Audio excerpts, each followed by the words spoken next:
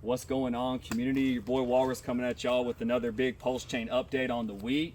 Man, there has been a ton going on in the macro space, ton going on chain. We got RH talking, even a little SBF.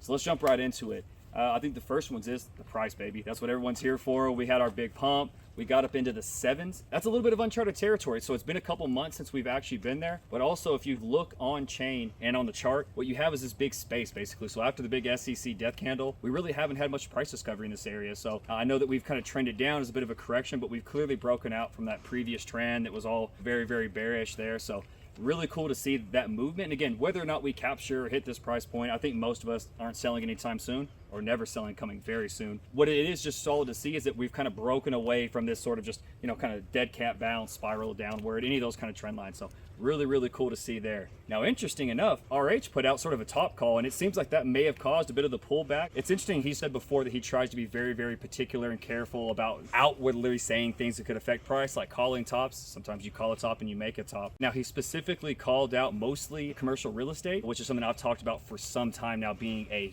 huge issue, especially in the US for a variety of reasons, and also the stock market. We've been talking about this for, it feels like all year now, these cross currents where you have certain economic factors that feel hyper bullish and some where you're like, this is the apocalypse. So interesting to see, you know, RH make that call. We'll see how well that plays out in other markets. Obviously, it's kind of had an acute effect for us, but pretty crazy to see.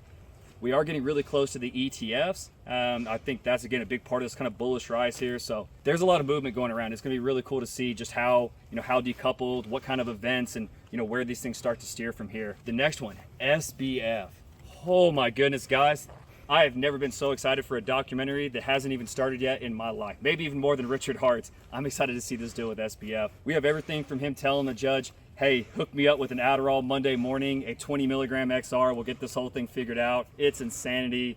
You know, hearing some of his testimony where basically, I didn't know that was a crime to take customer funds, or the quote around why he called it Alameda Research. He said it sounded better than Sam's crypto trading firm. I mean, this is comedy that you just can't write. It's pretty insanity. So the SBF trial, if people aren't keeping up, it is absolutely worth a bit of a deep dive. You know, all the events around Alameda, his girlfriend, you know, the Adderall meth patches. I mean, it's stuff you just cannot write. I mean, it's insanity.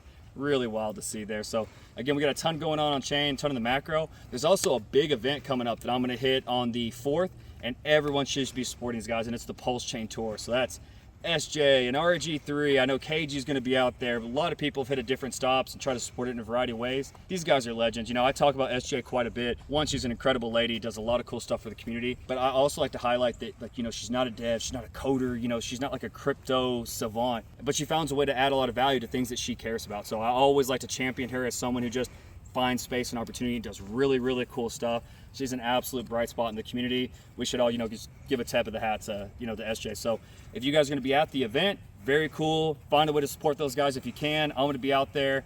Austin always comes out loud and proud.